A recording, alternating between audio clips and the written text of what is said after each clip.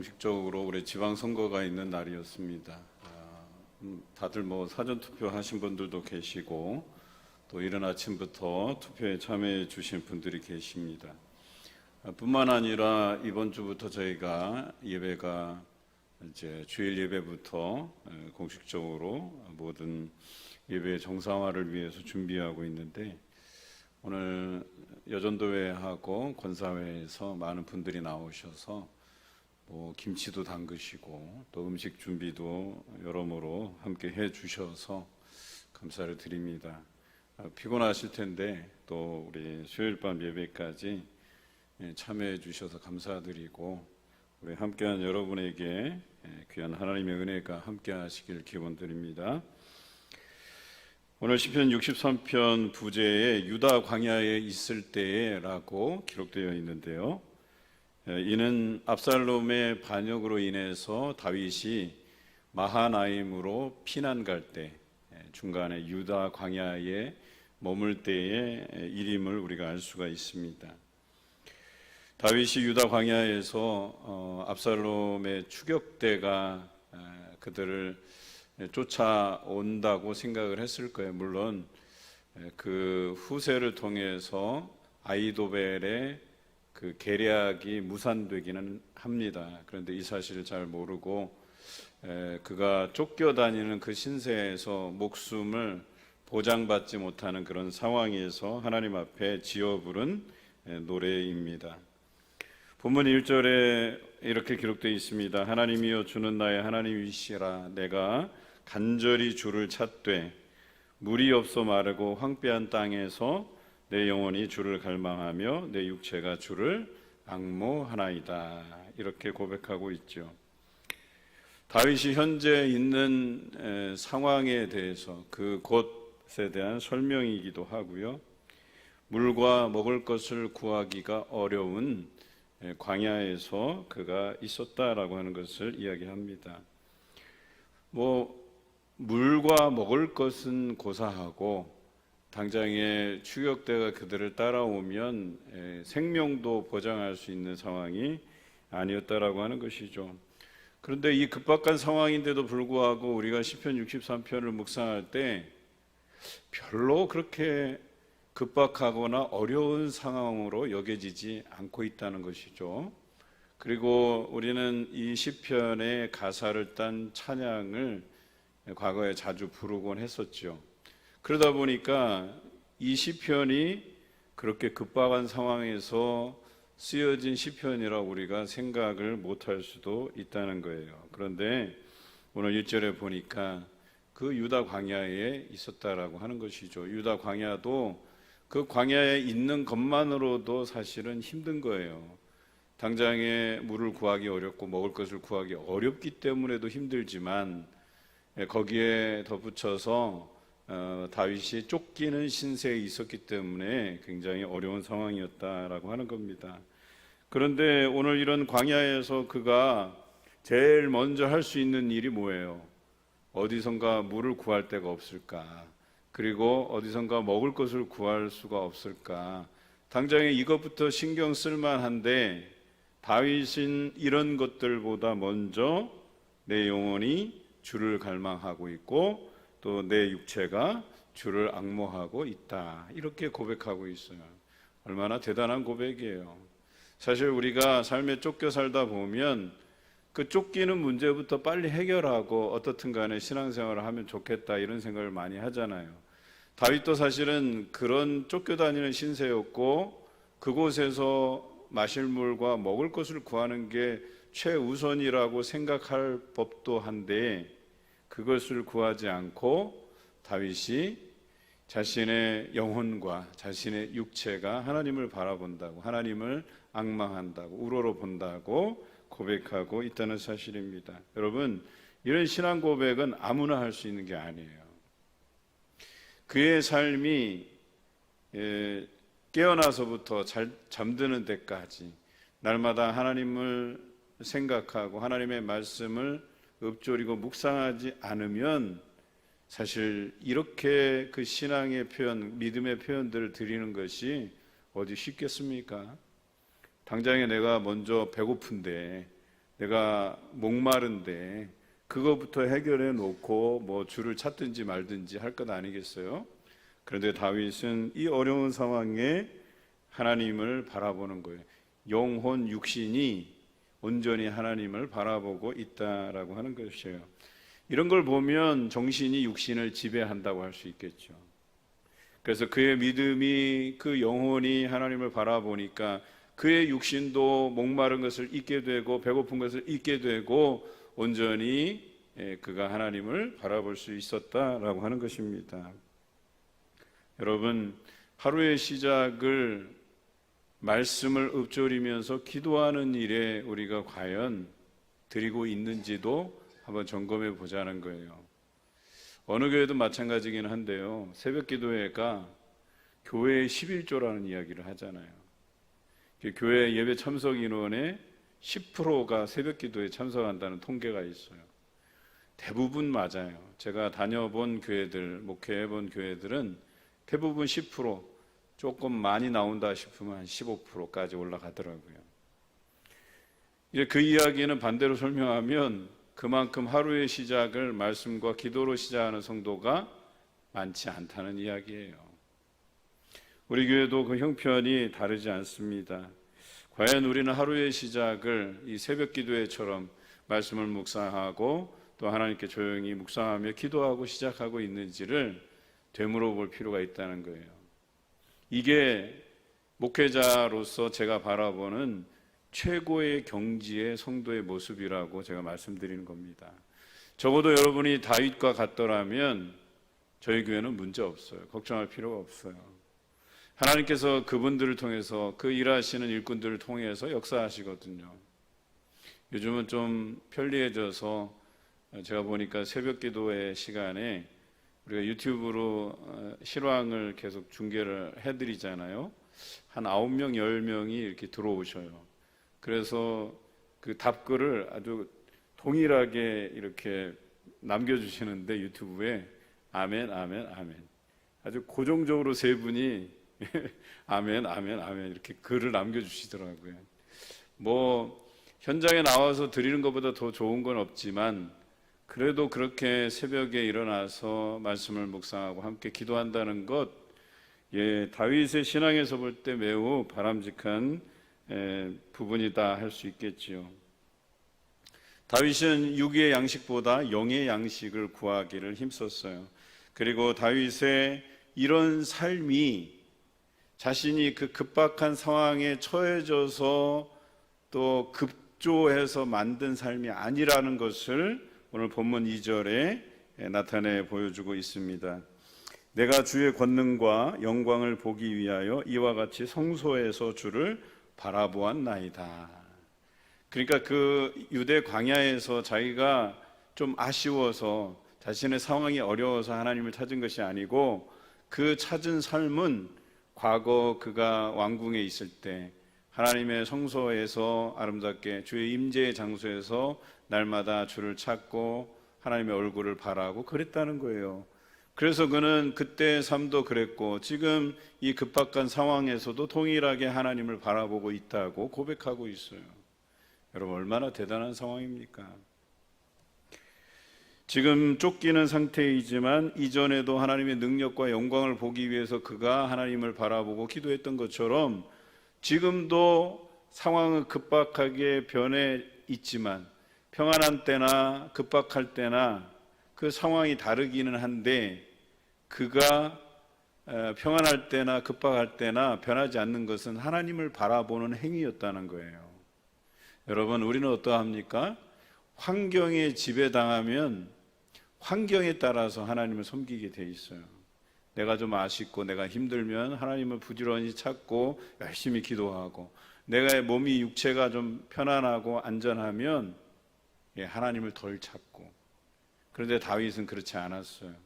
그가 평안할 때나 그가 지금 생명을 보장받지 못하는 위험한 상황이거나 동일하게 하나님을 바라보았다는 것이죠. 여러분 이것이 위대한 신앙이에요.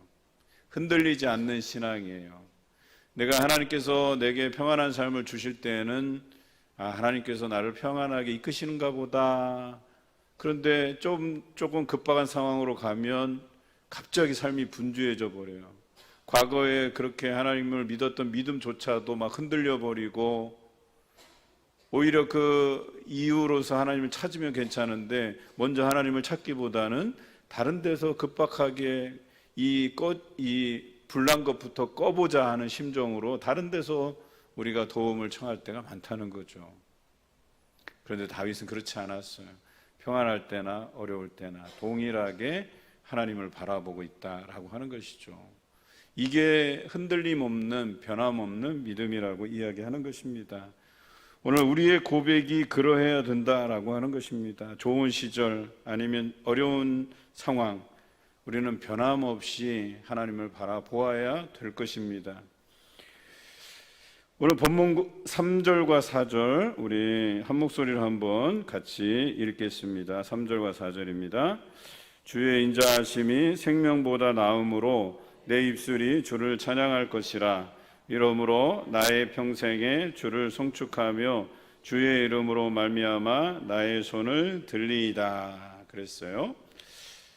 여러분, 다윗이 지금 생명을 보장받지 못하는 상황이에요. 그런데 그가 고백하기를 내 생명보다 주를 찬송하는 것이 더 귀하다. 또 주의 인자하심이, 즉 하나님께서 나를 사랑하심이 내 생명보다 더 소중하다, 이렇게 고백하고 있다는 사실이죠. 과거부터 지금까지 이 흔들리지 않는 고백을 하나님께 드리고 있는 것이죠. 자신이 삶이 끝날 때까지 이 삶을 견지하고 유지하겠다는 그의 고백이 여기에 담겨져 있습니다. 여러분, 얼마나 대단한 고백이에요. 그런데 이 고백의 내용을 우리 복음성가로 만든 것이 있죠. 제가 노래를 잘 못하지만 한번 해볼게요. 주의 인자가 생명보다 나음으로 내 입술이 여호와를 찬양하며 내 평생에 주를 찬양하며 주의 이름으로 내 손 들리라. 이런 찬양이에요. 제가 이 찬양을 굉장히 예전부터 많이 불렀던 찬양이거든요. 물론 부른 횟수에 비해서 실력은 좀 형편없지만 그래도 이 찬양을 하면서 다윗의 그 심정을 헤아리는 거죠. 그가 그 어려운 상황에서 자신의 그 목숨을 보존하는 일보다 내가 하나님의 사랑을 받는 그 사실이 더 좋다고 고백하고 있어요. 그래서 그 하나님의 사랑을 내가 이 어려운 상황에서 느끼기 때문에 내가 이 상황이 급박하고 어렵지만 불평하기보다는 오히려 내 입술이 주를 찬송하며 손을 들고 하나님을 찬양합니다 라고 고백하고 있는 것이겠죠. 다윗의 이 고백은 그 믿음이 환경에 휘둘리지 않는다는 거예요. 여러분, 신앙이 그러해야 됩니다. 환경에 휘둘려서 좋았던 믿음이 한순간에 무너져 내리는 그 믿음, 여러분, 그것은 소용이 없는 믿음이에요. 내가 좋은 시절이나 어려운 시절을 겪을 때나 그 믿음이 동일해야 돼요. 흔들리지 않아야 돼요. 왜냐하면 하나님께서 우리에 대한 사랑이 변함없으시기 때문에 우리가 흔들리지 말아야 된다는 거예요. 여러분, 부부간의 관계에 있어서 중요한 게 뭐예요? 신뢰잖아요. 사랑이잖아요. 그 신뢰와 사랑을 확인하면 흔들릴 이유가 없잖아요. 그런데 부부가 그 사이가 깨져버린 이유가 뭐예요? 그 신뢰와 사랑이 무너져 내릴 때. 그런데 서로가 서로를 향해서 변하지 않잖아요. 그러면 그 신뢰와 믿음이 오래가게 돼 있어요. 우리 하나님께서 우리에 대한 우리를 사랑하시는 그 인자하심이 변하지 않는다고, 새벽빛같이 일정하다고 말씀하시잖아요.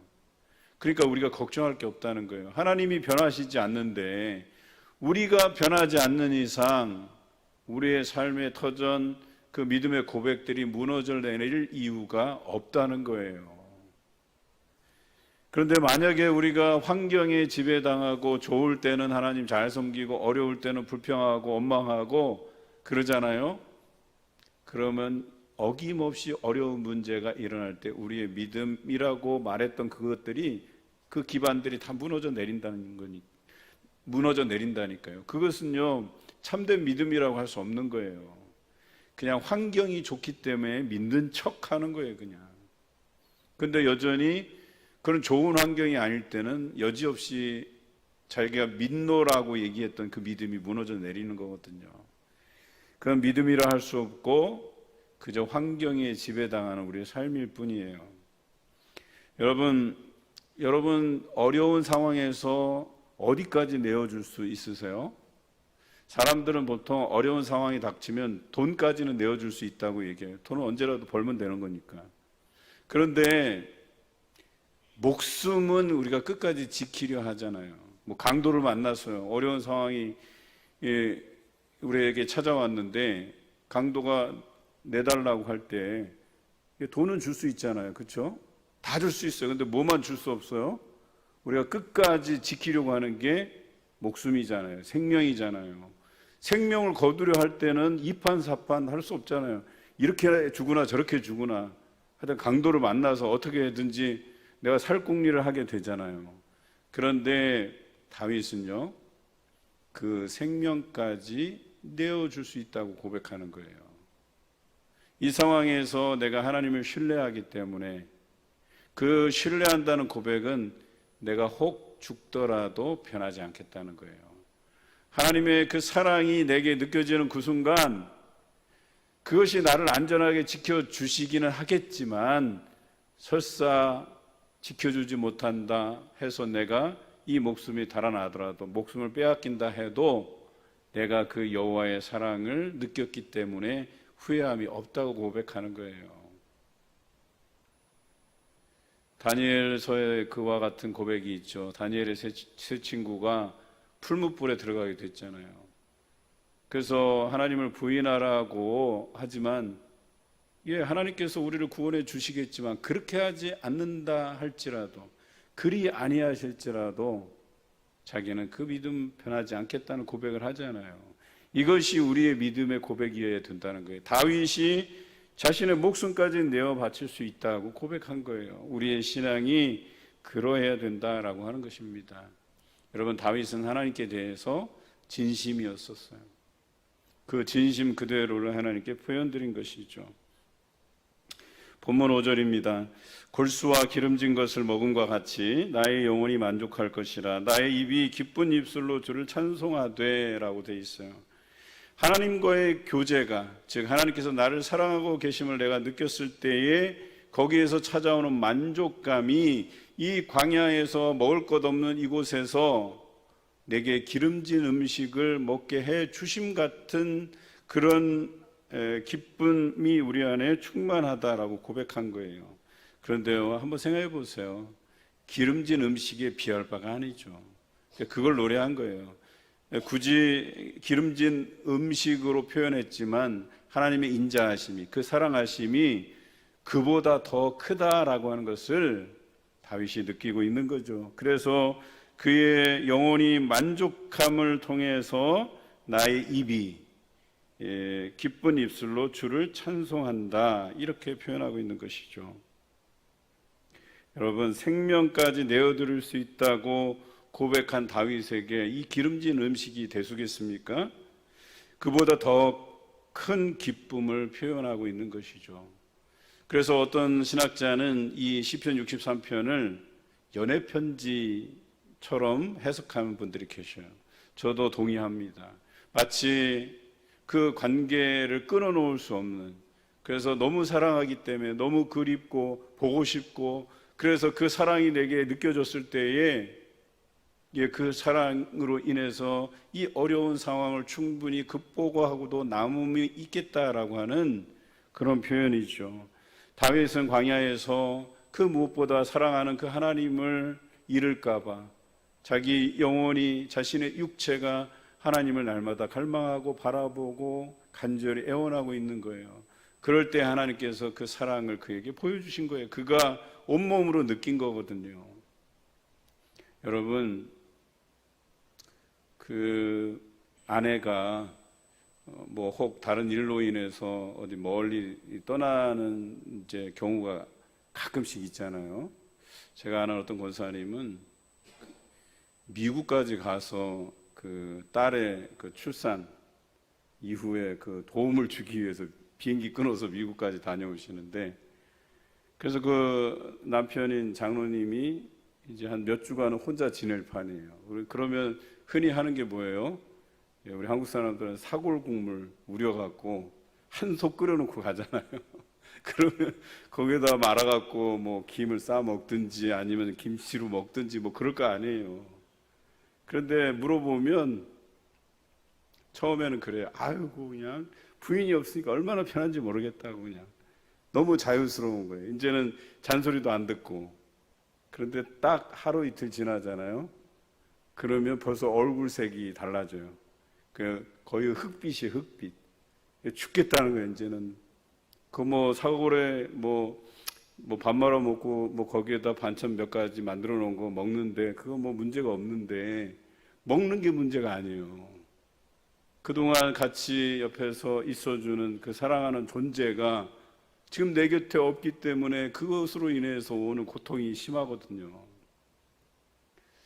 며칠 전에 저희 장인어르신 일주기였는데, 그 일주기 전, 그러니까 바로 1년 전이죠. 우리 아내가 아버님이 편찮으셔서 일주일 동안 이제 친정에 가 있을 때 제가 아이들이랑 같이 여기 있었거든요.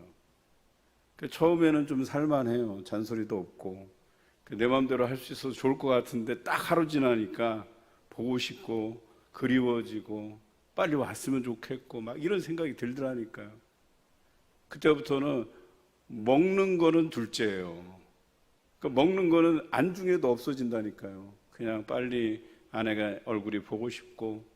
여러분, 부부 사이의 그 신뢰, 사랑이라는 게 이 정도인데, 적어도 우리가 평생을 하나님과 우리와의 그 관계들을 가지고 살아가야 될 사람들이잖아요. 그래서 우리가 날마다 하나님 없이는 그립고, 또 하나님의 말씀이 늘 내 곁에서 읽혀지고 묵상되고 읊조리고 이래야 되는데, 나의 일상에서 말씀이 떠난 지 오래고 기도해 본 지 오래고 하나님이 계신지 안 계신지도 잘 모르겠고 라고 한다면 과연 그게 진정한 믿음인가 라고 하는 거예요.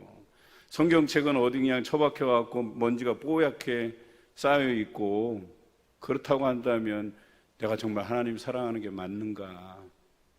그런데 중요한 것은요, 하나님은 변함없이 여러분을 사랑하신다라고 하는 거예요.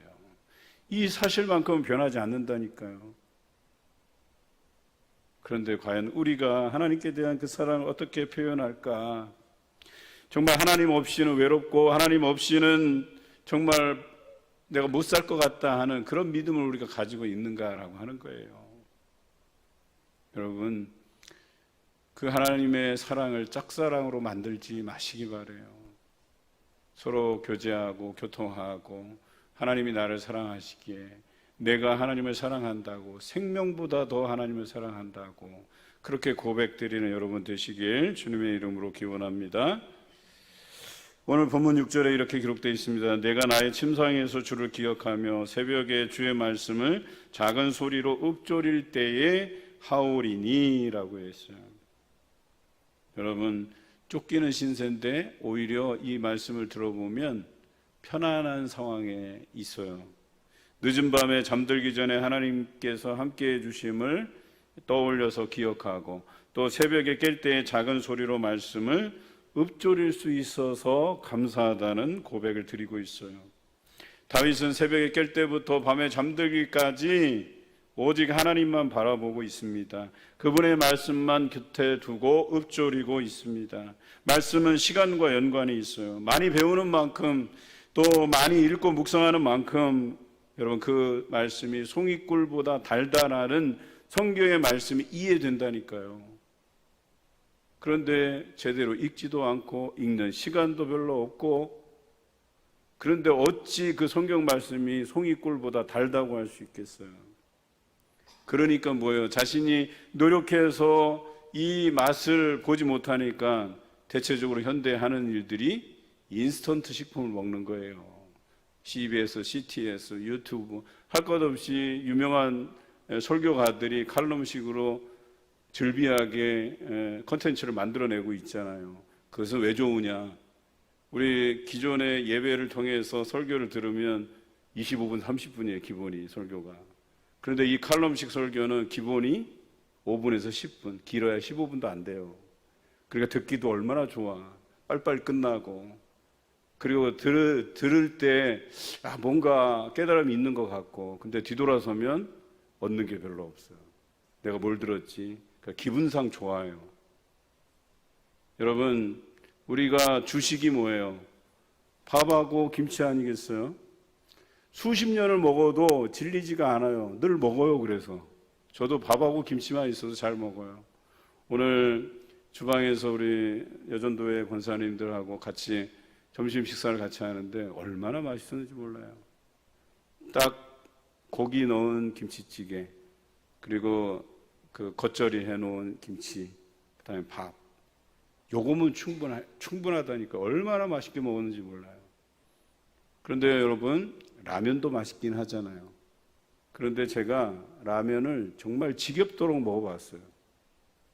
그런데 라면도 두 끼, 세 끼, 네 끼 계속 먹다 보면 질려버려요. 제가 밀가루 음식을 얼마나 좋아하는데요. 빵이고 뭐고 다 좋아해요. 근데 계속 먹지는 못해요. 그런데 밥하고 김치는 수십 년 동안 계속 먹어왔어요. 지금까지 잘 먹고 또 늘 맛있어요, 먹으면. 그런데 때로는 우리가 외식도 할 수 있고 고기도 먹을 수 있고 라면도 먹을 수 있고 그러긴 하지만 어때요? 우리의 주식은 정해져 있어요. 말씀이라고 하는 것도요, 우리가 인스턴트를 대할 때 그게 우리에게 때로는 신선함을 주기도 해요. 그런데 인스턴트만으로 우리가 살아갈 수 있느냐라고 하는 거예요.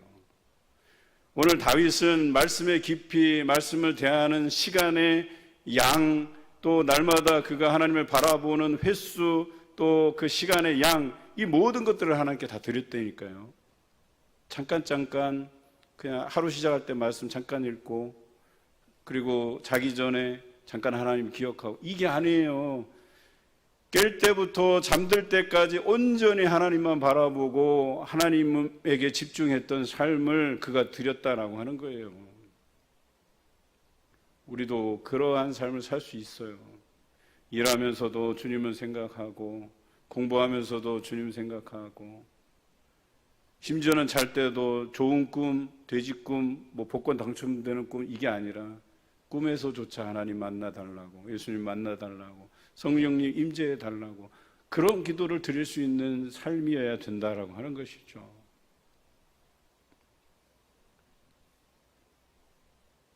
여러분, 말씀이 하루아침에 송이꿀보다 단 것이 되는 게 아니에요. 그것이 체질화돼야 되는 거예요. 여러분, 만약에 처음부터 밥하고 김치 안 드셨잖아요. 요즘 젊은이들은 밥, 김치 아니고도 먹을 게 많은가 봐요. 요즘 아이들의 주식은 그게 아닐 수도 있겠다는 생각이 들어요. 어릴 때부터 그들의 체질이 밥과 김치가 아닌 다른 것에 길들여졌을 가능성이 있다는 얘기예요. 여러분, 말씀이 송이꿀보다 달려면 어릴 때부터 그 말씀이 우리에게 계속 전해져 와야 되고, 그것을 곱씹어야 되고, 날마다 읽고 묵상하는 일을 매일같이 해야 된다니까요. 그러지 않고서 송이꿀보다 단 말씀이라고 어떻게 우리가 말할 수 있겠어요?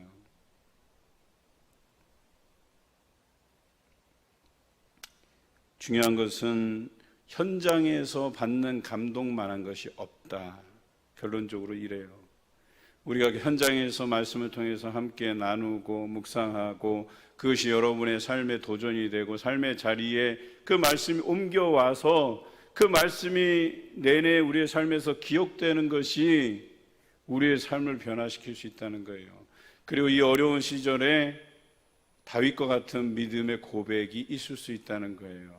그래서 코로나가 2년여 동안 우리를 힘들게 했지만 우리가 견뎌낼 수 있었던 것도 그와 같은 것이죠.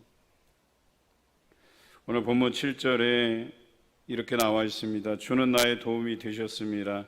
내가 주의 날개 그늘에서 즐겁게 부르리이다. 주의 날개 그늘에서. 여러분, 이것은 그냥 느낌만으로 전해지는 건 아니에요. 보이지 않는 그 하나님이시지만 피부에 와닿고 있다는 거예요. 그가 여전히 그 하나님의 그 사랑의 손길을 경험하고 있다는 거예요.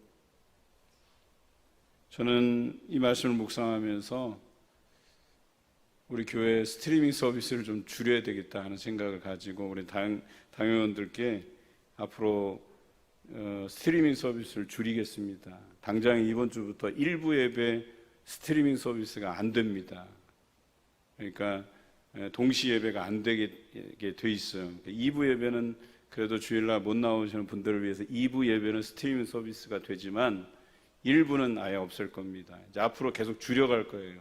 여러분들이 현장에 나와서 하나님을 인격적으로 만나고 그 현장에서 예배와 또 찬양과 기도와 말씀과 또 우리가 서로 그 지체 안에 숨겨놓으신 하나님의 신성, 하나님의 사랑, 하나님의 형상 이런 것들로 인해서 친교하면서 그 복합적인 그 주신 은혜들을 경험해야지 화면만 보고 해서 무슨 은혜가 되겠냐고요. 물론 영상으로도 주시는 감동이 있기는 해요. 근데 현장만 하지 않다는 거예요. 그래서 제가 인스턴트라고 표현한 거예요. 다윗이 자신이 겪고 있는 그 어려움을 오늘 이 시편에서는 찾아볼 수가 없어요. 다시 말해서 그는 환경에 지배당하지 않고 오직 하나님만 바라보고 있기 때문에 환경은 어려운데 오히려 기쁨으로 즐거움으로 하나님을 찬양하고 있다라고 하는 사실을 기억하시기 바랍니다. 이렇듯 다윗이 하나님께 가까이 다가서면서 본문 8절처럼 이렇게 고백하고 있어요. 내 영혼이 주를 가까이 따르니 주의 오른손이 나를 붙드시거니와. 다윗이 가까이 가면 갈수록 하나님의 더 강력한 손이 자기를 끌어당겨 주시고 자기를 붙들고 있다는 사실을 그가 더 강렬하게 느끼고 있다라고 하는 것이죠. 요한복음 15장에 보면 참 포도나무 비유가 있어요. 예수님께서 포도나무가 되시고 우리는 가지가 돼서 그 가지가 열매를 맺게 돼 있다고 이야기하잖아요. 마치 그와 같아요. 다윗이 하나님께 붙어 있으려고 간절히 구하고 바라는데 그러면 그럴수록 하나님께서 자신을 더욱 강하게 끌어당기시고 자기에게 새로운 소망을 불어넣어 주심을 그가 느끼고 있다라고 하는 것이죠. 여러분 그런 거 많이 느끼십니까? 내가 하나님을 찾고 찾으면 더 강렬하게 하나님께서 내게 임하여 주시고 붙들어 주심을 여러분 경험하십니까? 그 삶이 중요한 거예요. 여러분 기도할 때 그것을 느껴보시기 바라요. 저희가 음향 공사를 하면서 본당의 음악이 1층 기도실로 연결이 되게 했어요. 그래서 이제 1층도 음악 소리가 나가요. 이제는 그 음악 소리에 맞춰서 통성으로 기도하시기 조금 더 수월해지셨을 것 같아요. 1층 내려가셔서 원 없이 기도하세요. 소리 지르면서 부르짖으면서 하나님을 찾고 찾으면 하나님은 그럴수록 여러분을 더 강하게 붙드시고 여러분을 하나님 곁에 두시고 보호해 주신다라고 하는 것이죠. 이러한 경험이 여러분들에게 물밀듯 일어나는 귀한 삶 되시기를 주님의 이름으로 기원합니다. 이런 삶이 결과적으로 가져다 줄 삶이 9절과 10절에 잘 표현되어 있어요. 다윗은 알았어요. 결과적으로 이렇게 될 것을. 우리 9절과 10절을 같이 한 목소리로 읽겠습니다. 나의 영혼을 찾아 멸하러 하는 그들은 땅 깊은 곳에 들어가며 칼의 세력에 넘겨져 승냥이의 먹이가 되리이다. 아멘. 자신을 궁지로 몰아넣은 원수들을 하나님께서 땅의 깊은 곳에 머물게 하시고 승냥이의 먹이가 되게 하시겠다는 이 고백을 하고 있어요. 여러분 대단한 믿음 아닙니까? 지금 자신의 생명도 보장받지 못하는 상황에서 하나님을 믿기 때문에 자기를 쫓기게 만든 이 궁지로 몰아넣은 원수들을 하나님께서 승냥이의 먹이가 되게 하실 거라는 이 고백을 하고 있잖아요. 하나님만 내 편이 되시면 이 상황과 관계없이 두려워할 것이 없다라고 우리에게 말씀하시는 겁니다.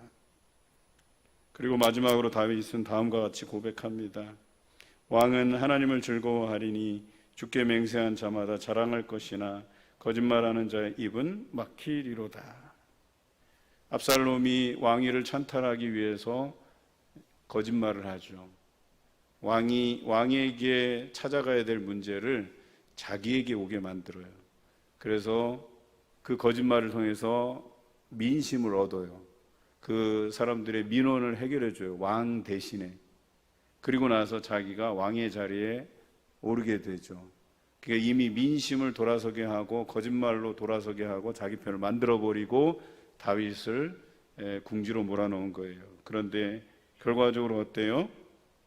하나님께서는 하나님을 기뻐히 여기며 하나님께 맹세한 자들을 결과적으로 하나님의 이름을 자랑하게 만들고 거짓말하는 자들은 모든 것이 막혀지게 될 것이라는 이 고백을 드리고 있어요. 결과적으로 압살롬의 반역은 반역으로 끝났어요. 압살롬이 지속적으로 왕이 됐으면 반역이란 말을 쓸 수가 없잖아요. 압살롬의 행위는 반역으로 끝나고 다윗은 다시 왕의 자리에 복귀하게 됩니다. 그래서 더욱 하나님의 이름을 드높이게 됩니다. 여러분, 하나님께서 거짓으로 자신을 궁지로 몰아넣은 이들에게 선악간 심판하십니다. 이것은 불변의 법칙이에요. 그래서 여러분, 내가 궁지에 몰리더라도 두려워하지 마시기 바라요. 하나님께서 여러분 편이 되시면 반드시 나를 어렵게 한 사람들을 궁지로 몰아넣으시고 승량의 먹이가 되게 하십니다. 그것은 확실한 거예요. 늙어 죽을 때까지 우리가 삶에서 내려놓지 못한 것을 붙잡고 살아가기보다 환경과 상황에 지배당하지 않고 내가 누릴 수 있는 육신의 즐거움을 내려놓고 오직 하나님만 송축하는 여러분 되시길 주님의 이름으로 기원합니다.